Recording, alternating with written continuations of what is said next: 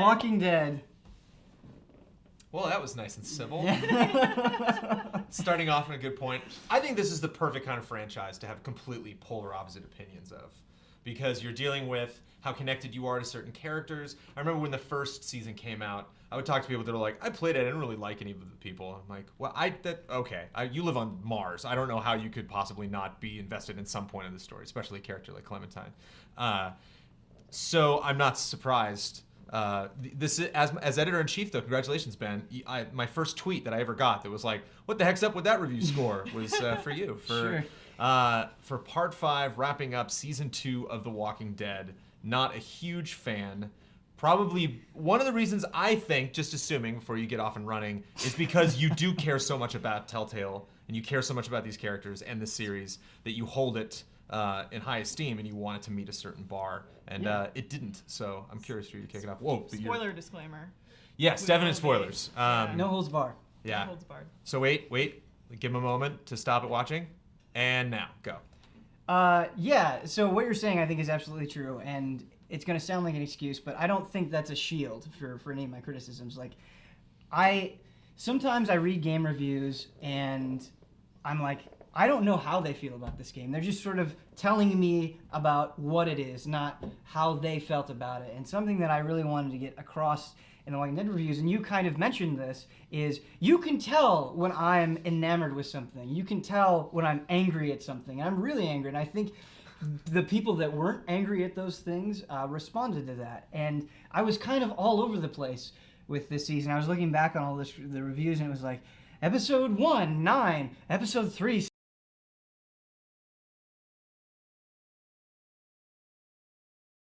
6, episode 4, 9.5, Yeah. episode 5, 6. So it was definitely ups and downs, and I think that contributes to the overall feeling that I have about the season, where I feel like it's inconsistent. There are things, I wouldn't say that I don't like season 2. I don't think that's true. It's just, there are things I think they could have done better, and I wasn't as attached because of those inconsistencies. I agree with you. I do find that the quality differs from episode to episode, but sometimes I think that's just because this is an overarching narrative. So you're going to have the climax at some point. So maybe episode 2 isn't going to be as fulfilling as episode 3.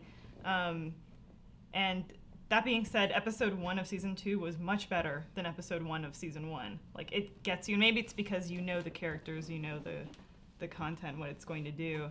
Absolutely. But what were the high points of the series for you? The high points for me, so episode 1 was a high point for me because too. I really liked how they developed Clementine. I think one of the biggest questions you had at the end of season 1 was, once you found out they were putting Clementine in season 2, is like, where are they going to go from here? How old is she going to be? How is she going to interact now that Lee's not around? What are they going to do? In episode 1, for the most part, Clementine is on her own, and you have to see her overcome these trials. And the way that they set up these scenarios, it's really powerful. It's really moving because when she gets bit by the dog, and she runs into this group, and she's hoping that they will help her, but they don't know her. They don't trust her. They don't coddle her. They don't coddle her, and so you see this moment where she's stitching up her arm by herself, and they don't shy away from it. They don't cut away. It's just, you see all the nastiness.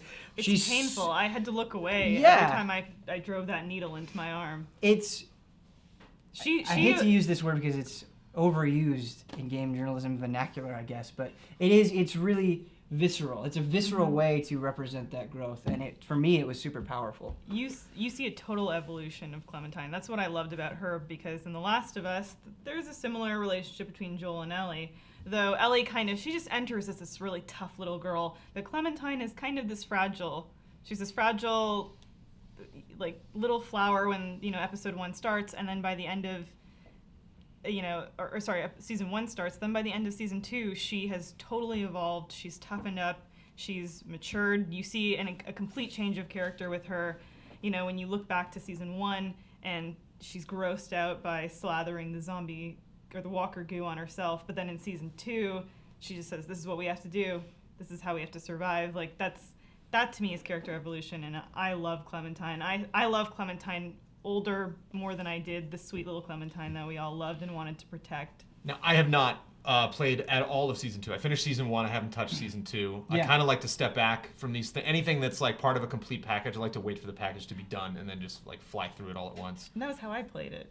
Can you choose to make her passive? Can you make her not that, determined and proud and brave and heroic? A can lot, a a bit. lot of the decisions that you get with Clementine is the way I would categorize it would be you can either make her very sympathetic or unsympathetic, where there are times where Clementine sort of prioritizes logic and reason over saving someone. Like, we could go help this person, but it would put the rest of us at risk. Or they did do this one wrong thing once, so it would be bad to keep trusting them. It would be bad to give them the benefit of that. So it's sort of like that. But along with what Elise was saying, I think perhaps something I was disappointed with in season 2 is sometimes I got the sense that they didn't know exactly where to take Clementine, and I kind of understand that to a degree, because in season 1 I think the sort of father pseudo daughter relationship is a lot easier to handle than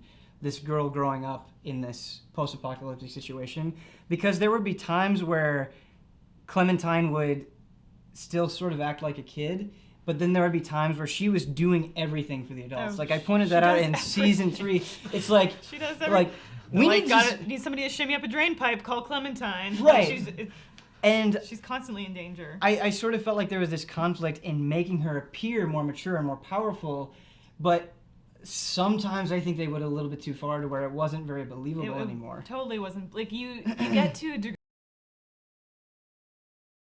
degree that these adults are all hardened and they don't want to treat her like a little girl. They're thinking of themselves and their own families. But would they really just send out a little girl like that to go, like get a walkie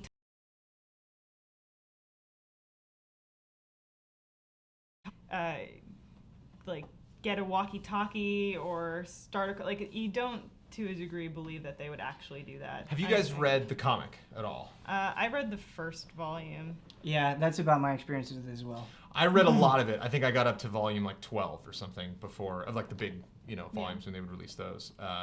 And the one thing that strikes me as way different from the comic than the television show, the live action television show, and having these games is having them broken off into seasons. So when I read the comic book, so much of it was already out that it was just kind of like this ongoing slog for me. There weren't these ups and downs, kind of predictably knowing like, well, something big's going to happen because I'm getting near the end of the chapter. It was just this long marathon of survival, and it was emotionally draining but also satisfying because I really felt like I was following these people.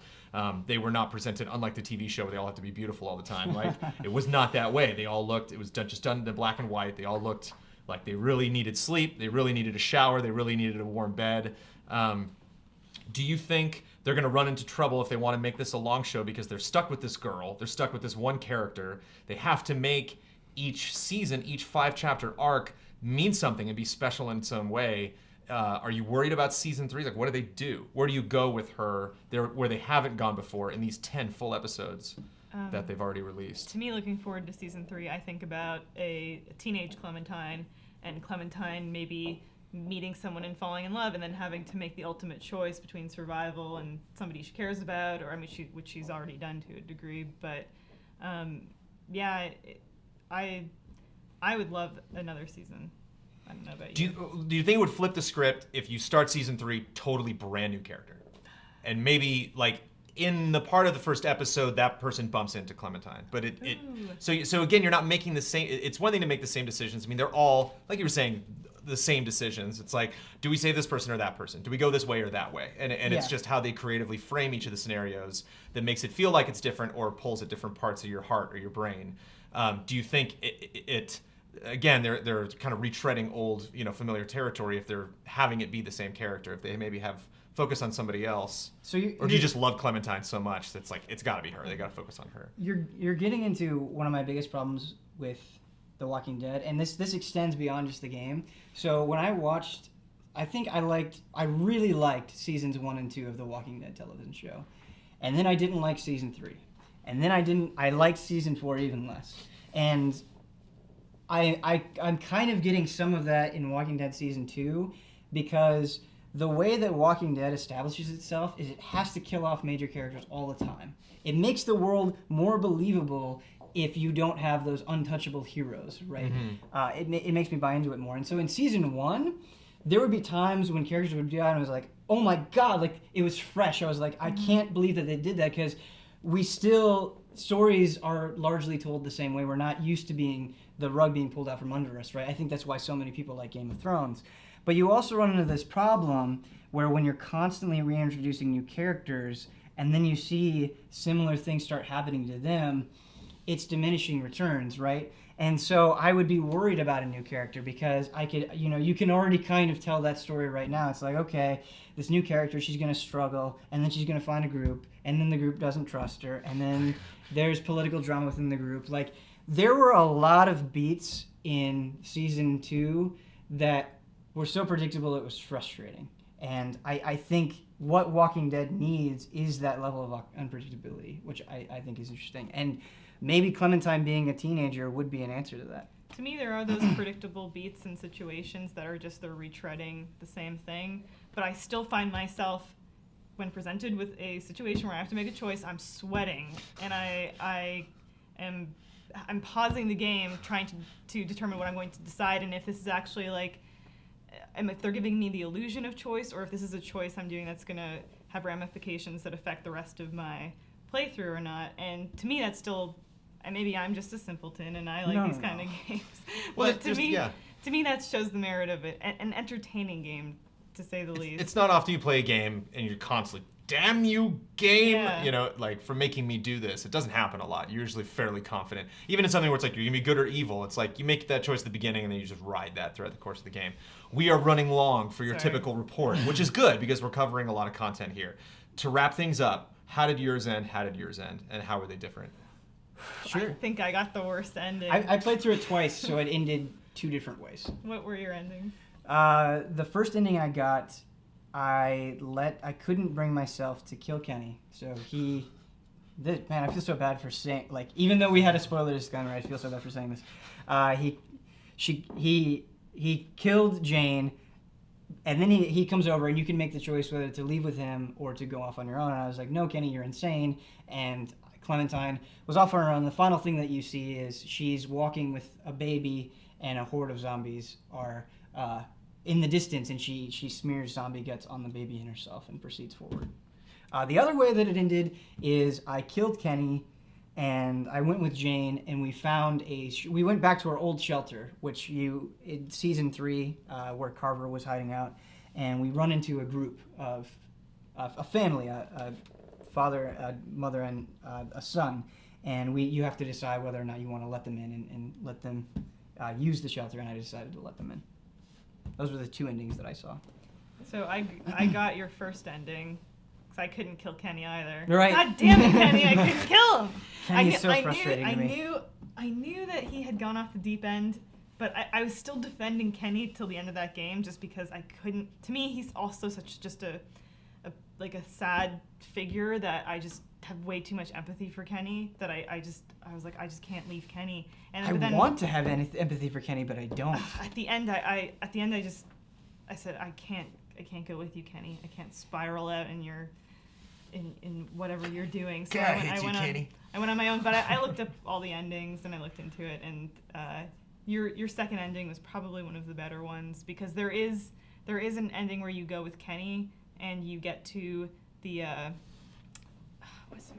Wellington, the town that you were intending to go to, and it is a really fortified, safe place, but they're full, so they tell you you can either come back, check back in, or you can say goodbye to Kenny there, and go in, and he tells you he's glad that you are leaving him, you're gonna have a better life, and Man, even you just explaining it, again, I haven't played a lick of the season. Yeah. Even you just explaining it now, I'm like, oh god. So But you're down for the next season. I mean, Absolutely. Like you think they can always turn it around. Absolutely.